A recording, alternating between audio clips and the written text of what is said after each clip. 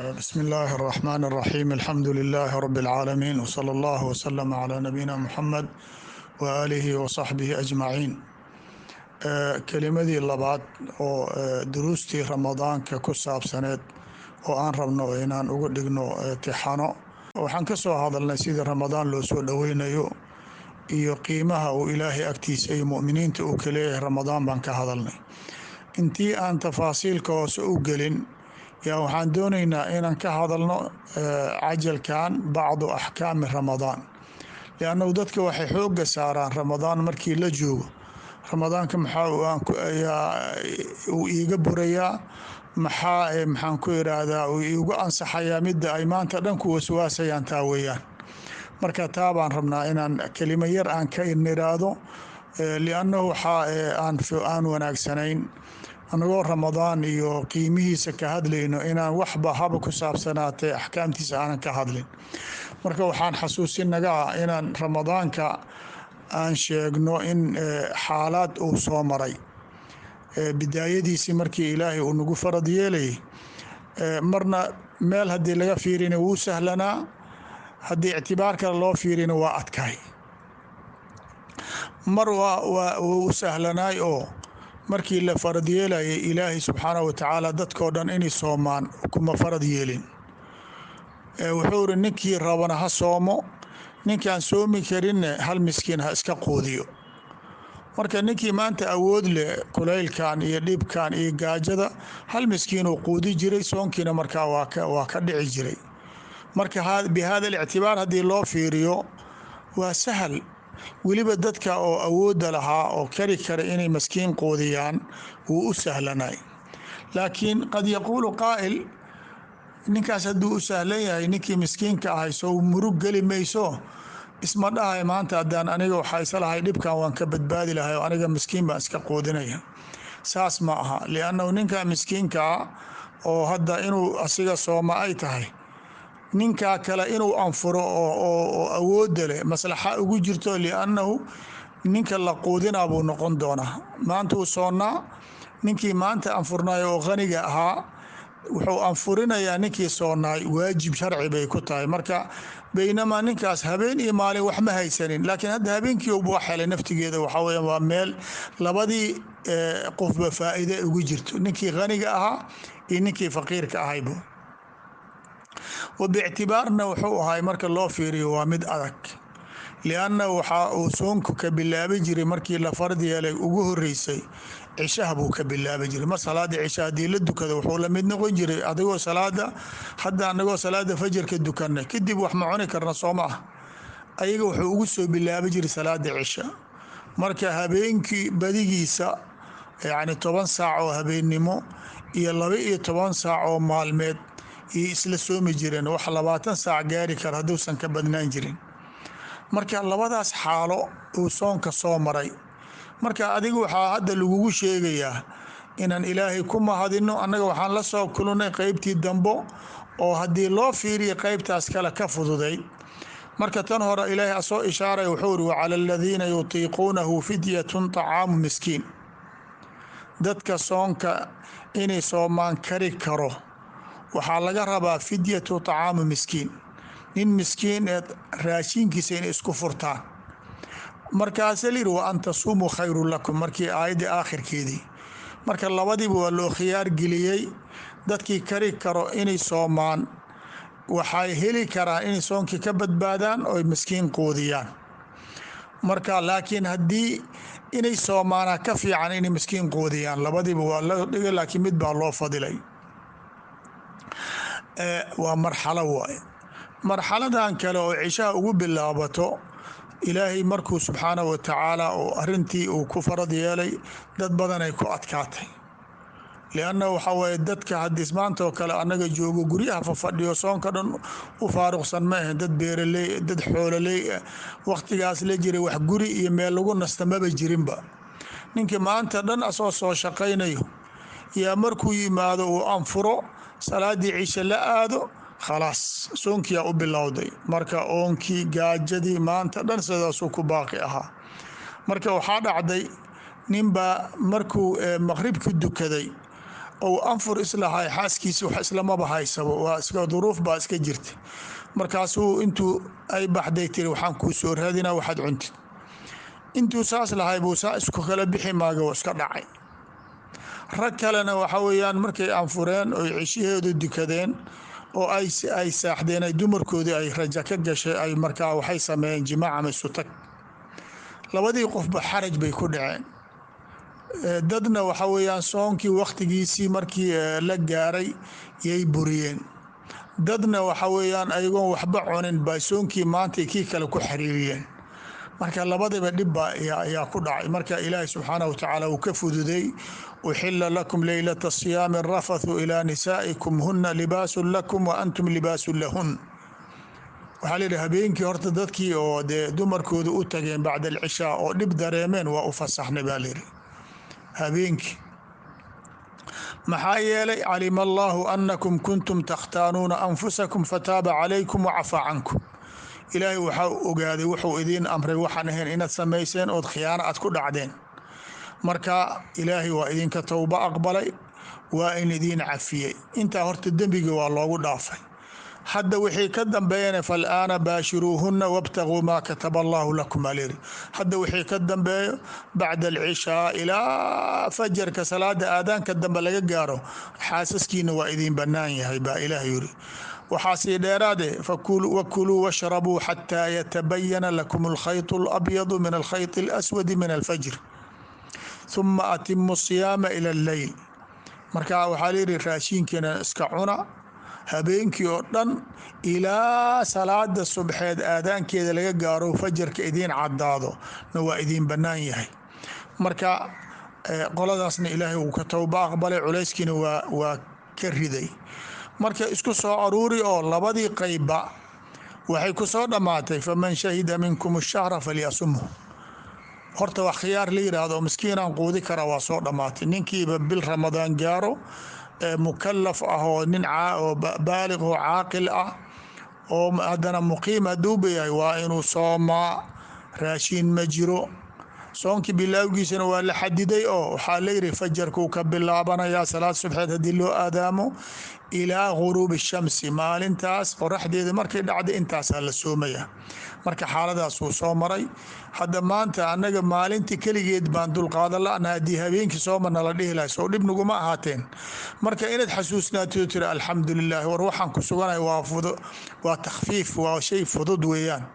marka ilaahay baan ku mahadinaa inaad tiraahdo baa lagaa doonaya ayib soomkii axkaamtiisii markaan rabna inaan u nimaado soom horta waxaa la yidhaahdaa alimsaaku biniyatin can mufsidaati الsawmi min طuluuci اlfajri ilaa guruubi الshams soom waxaa la yidhaahdaa qofkii oo afkiisa qabsado wixii soonka buri lahaay oo cunid iyo cabid iyo jimaac iyo wixii lahal ah asigoo ka soomaa la yidhaahdaa oo macnaha ka reebtoomo laga bilaabo min طuluuci اlfajri ilaa guruubi الshamsi fajarka markuu dhasho subaxa laga bilaabo ilaa maalintaas qoraxdeeda ay ka dhacdo intaas waa inuu afkiisa haystaa baa layidhi ayb marka taa waa soonkii tacriifkiisa ahamu اlaxkaam oo loo baahan yahay soonkii waxa weeyaan soon waa cibaado iyo caadada in la kala bixiyaa la doonaya qof baa maanta caloosha laga haya wuxuu le maanta raashin kale ma cuni kara wax isku taaban maayo ninkaas wax ma uusan cunin waxaa laga yaabaa inuusan maanta dhan wax cunin laakiin soon lama dhahayo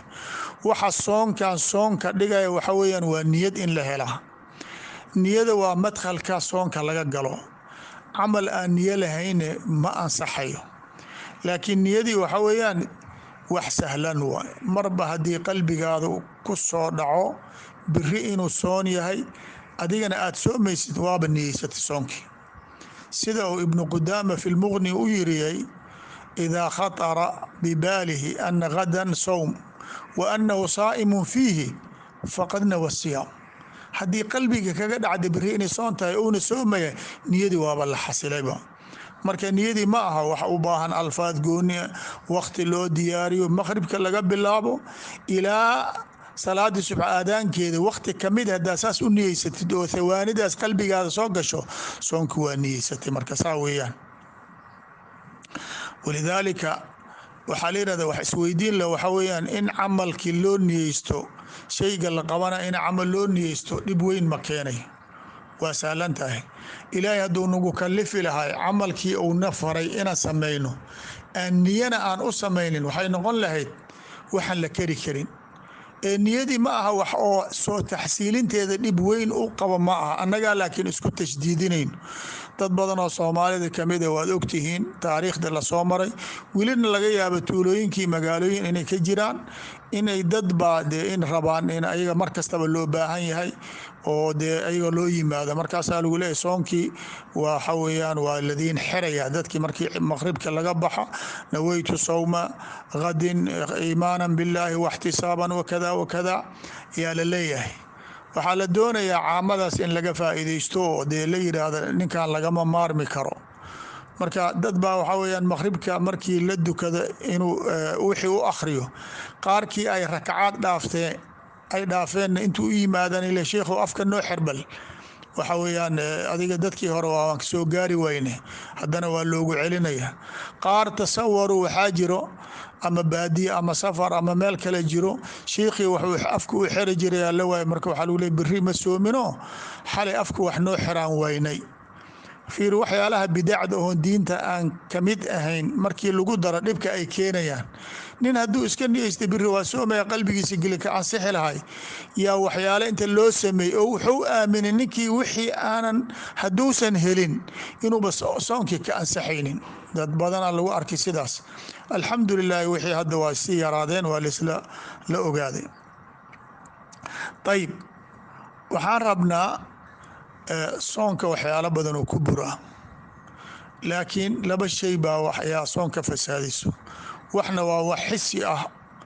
oo la taaban karo waxna waa wax macnawi ah waxa xisiga waxaa ka mid waxyaalaha aan sheegi doono qofkii asagoo sooman hadduu wax cuno ama cabo ama jimaac u sameeyo xisi wax la taaban karo waxna waa macnawi oo soonkaadi dhaawac ama ajirkii la tegaya qofkii asoo sooman macaasi hadduu sameeyo oo ay ugu badan tahay waxaa ka dhacaya xantii wixii lamid ama dad la dila dad xoolahoodii la dhaco maxaan ku idhaa dad lagu jeesjeeso waxyaalo badan hadduu qofkii sameeyo waxaa waay soonkii waa mujarad qaalib iska ayuu noqonaa faa'iido weyn ma laha walidaalika nabiga calayhi salaatu wasalaam waatan shalay hore usoo sheegnay man lam yadac qowla zuuri waalcamala bihi waljahla falaysa lilahi xaajatun fi an yadaca طacaamahu wa sharaabah qofkii hadduusan ka tegin macaasidii inuu afka ka soo naado raashinka iyo maxaan ku yidhaha biyi iska dhaafo wax macno weyn oo ay soo kordhinayso ma laha marka waxaa la rabaa labadii inaan xoogga saarno oo sidii macaasina aan isaga ilaali lahayn wixii ilaahay subxaanahu watacaala wixii bannaanayo raashin la cuna iyo biyo la cabo awal noo bannaanay baa nagala reebay wax awal xaaraam naga ahay oo wixii la cabay oo macsidii ah haddii ramadaan lagu dhex sameeya ka waran waa aad bay u qabdalan tahay marka in la iska ilaaliya la doonayaa sidii biyaha iyo raashinka aad isaga ilaalinaysid sida soonka kaaga burin yaa la rabaa macaasidina isaga ilaalisid si soomkii ajarkiisa uu kaa baabi'in saasaa la doonaya ayib waxyaalaha soonka buriya dadka waa wada yaqaaniin waxaa asaas u ah waa wax la cuno iyo wax la cabo iyo jimaac iyo wixii la macno ah intaasaa asaas u ah laba shay oo badanaa aan la sheegin liannahu waxaa weeye inay dhacaanaa yar waa gaalnimadii qofka hadduu gaaloobo soonka waa ka buraya bal acmaashiisa dhan yaa burayso lain ashragta la yaxbatanna camaluka ninkaa waxaa weeyaan wixiisa dhan way burayaan waxaa lamid ninkii oo sooman hadduu go-aan ku gaaro inuu soonka joojiyo walow yowba waxba cabin waxyousan cunin niyadii buu xaadirsaday soonkaygi waan buri waan joojiyey waxaa weeyaan waa soonkii waa ka buraya cala alqowl الصaxiix marka waxyaalaha kale wax la wada yaqaano waa in raashin la cuno ama biyo la cabo iyo jimaaci oo xaaskii qofkii ninkii maalintii u tago iyo wixii la macnaa qofka hadduu asaga shahwadii isgacantiisa isaga keenoo kale soonkii waa ka buraya akligii waxaa la macnaa qofka hadduu jiran yahay oo kale inuu soonka iska dhaafo waa heli karaa laakiin waxaa jirta cirbid muqadiya la yihaaho qofka qada u noqonayso oo dadka raashinka cuni waa jira daraadeed waxaa lagu quudiyaa cirbada lagu suraa raashin ay u noqonaya 20 maalmood bilayaal dhan oo ku noolaanaya taas raashin weeyaan raashinkay la macno tahay waxyaalaha aan la ogolayn waxaa ka mid ah qofka inuu asiga matagi iska keeno kale hadduu matagi iska kaa yimaado celi wayso awooddaada ka baxsan laguma haysto laakiin in adiga farti isu dayso iska keentay soonka waa kaaga buraya qal qowl saxiix waxyaalaha oo soonka burna cinda bacd ahli cilmi waxa weeyaan inuu qofka istoobo laakiin qowlka saxiixa toobinta waa mansuukha waa jiri jirta laakiin waa la nasakhay marka ashyaada inay soonka kaa buriso waxaa keeni karo laba shay looga baahan yahay qofkii inuu wixii u qasdo iyo inuu xukumkeeda yaqaano مثلا raashinka adoo sooman haddaad raashinka cuntid adoo og inaad sooman tahayne waa kaa buraya laakiin adoo iska warqaban soonkii aad ilowday wixii waad cuntay cid ku haysata ma leh soonkaada waa kuu sii jiraa ama qofkii waxa weeyaan wixii soonka burinay buu cunay uu sameeyey asoo u haysto inayn soonka burinayn laga yaabo nin baadi iska degan baciida cilmiga oo dhan ka fog raashinkii iyo wuxuu iska ilaalinayaa maalan iyo cabitaankii xaaskiisoo kale u tagay ma ogaba inuu in laysu tagaa soonka burinay maba ogaba inay xaaraam tahay haddii uu yahay dadka loo cudrayo libucdihi can alcilmi wa xadaarat alislaam waxa weeyaan looma qabanayo lianna waxa weeyaan inuu axkaamta aad ogtahay waxaan inay xaaraam yihiin la rabaa laakiin waxyaalaha oo loo baahan yahay waxa weeyaan waxa wax kaa burinayo maalan akliga iyo shurbiga inay caloosha hoose gaaraan la doonaya laakiin maalan afki oo kale haddaad biyo ku haysid waxaa la sunneeya hadda qofkii markuu weyse qaadanaya waa luqluqanaya afki biyihii waad gelinaysaa raashin haddaad afka gelisid oo hoos oudan u dejinin waxba kaa burin maayo liannahu joofkii ma gaarin culammada waxaa laisku waafaqsanaya wixii afka ku eg soonkaa ma burinaya wixii caloosha gaaro ogaalna u gaaro wuu kaa burinaya dhuuntan wixii jooga xalqiga waxa lagu magacaabaa laisku khilaafsan yahay qaarna waxay raacsiinayaan caloosha qaarna waxay soo raacsiinayaan afka laakiin dadaal awgeed caloosha raacsiya wixii xalqiga gaaro marka waxa caloosha gaari kara waxay ka gaari karaa afka ama sanka ama duburka oo hoose cawrada ah intaas unbaa ka soo geli karto laakiin meel aan u furnayn oo kale inaad isku dhibtid hadda dhegta oo kale haddaad biyo isaga shubtid soonkaa buri mayso liannahu dhegta ma aha wax caloosha u furan ma ah ma aragti nin adiga hadda raashin dheg ka cunaya miyaad aragti weliga marka qadadaa waxaa markii dhegta saan aad u xoganaysid ama farti aad gelinaysid ama qori aad gelisid oo war soonkii uu kaa burin dheg qori la geliya soon kuma buro farna kuma buriso laakiin sanka raashin waa laga cunaa waa isku dari asiga afku waa isku soo darsoomayaan marka waxaa muhiim oo in la ogaado ay tahay dadka hadda anaga aan ka dhalan oo Soomaalida mar haddii soon la joogo maanta dhan candhuuftii soo tufaay candhuuftan caadiga oo afka ku dhex jirta ilaahay wuxuu ugu talagalay afka inuusan qalilin haddii candhuufta afka uu ka dhammaato nin noolaan kale ma jiro waa muratiba dhuunta iyo afka iyo kulli way qoysaynaysaa tasawaruu nin maanta sooman oo ooman oo gaajaysan haddii intii yara oo sawaa'ilkii yaraa qoyaanka ah oo maanta dhan soo tufo dhibka uu la imaan kara ma garanaysaa candhuuf soon ma buriso adiga haddaad jamcisood biyo inaad ka dhigta la rabo lama rabo sideeda caadiga inta joogta haddaad ku dhuunjisid waxaa waaye ma aha raashin ma aha biyana ma aha raashinna ma aha marka in la tufo dariishada maantana laga tufo wax sax ma ah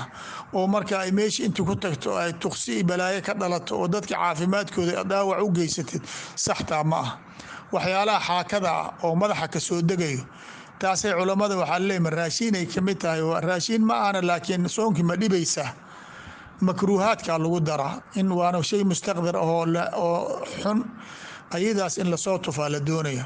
laakiin hadday maskaxda ka tagto toos ay u aado xalqiga ma soo celin kartid taas awoodaadi ma ah laakiin markay soo baxdo ay afka timaado inaad dhuunjisid lama rabo waa soo bixinaysaa marka mindiil iyo wax lamid lama rabo dariishada inaad ka tuurtid ama daaqada oo ay meeshaas oo dhan isku aruurto oo dadkii aad cudur ka qaadaan wax yar oo mindiila ama hilif yar oo nadiifa inaad qaati jeebka gelis waxaad aad ku tifad ummadana aadan ku dhibin laasiyamaa waqtigan oo kale oo ay cuduryaasha badan yihiin inaad ummadii dhib u keentid lama doonay. ayib marka waa in sidaa loo ogaadaa. salaada markii maxaan ku irahdaa ramadaanka markii afka la qabsanayo wuxuu ka soo bilowdaan baa niriyey aadaanka subaxa ah, wuxuuna ku ogyahay aadaanka maqribka ah. dad baa waxaa ku leeyihiin markii intaan la anfurin ka hor nus saac baan sii afqabsanaynaa. waxaas wax jira ma ah. ilaa aadaanka uu ka dhacayo afka intayn la gelinin baa la rabaa in raashin ka istaagtid. waa markii muadinka uu nin waqtiga ilaalina uu yahay. markii maqribka la gaarana allaahu akbar markuu yidhaahdo waa kuu bannaantaha inaad hore ka cuntid.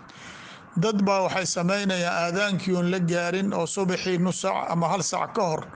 aa lagu leeyahy waqti imsaaq waay, waa sii joojin, waa ka joogsanaynaa akligii. wax jira ma ah. dadna waxaa lagu leeyahay aadaankii baa dhacay, maya waa hubsanaynaa 5 daqiiqa sug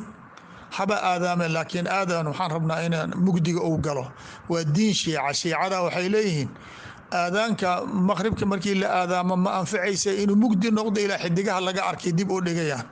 nabiga calayhi salaatu wasalaam wuxuuna amray inaan suxuurtana dib u dhigno, maqribka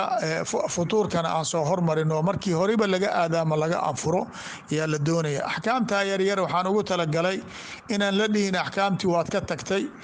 waxaan waa waxa keli ah oo ninka markuu sooman yahay habeen iyo maalin masaajidii ou ka maqlayo lagu celcelinayo.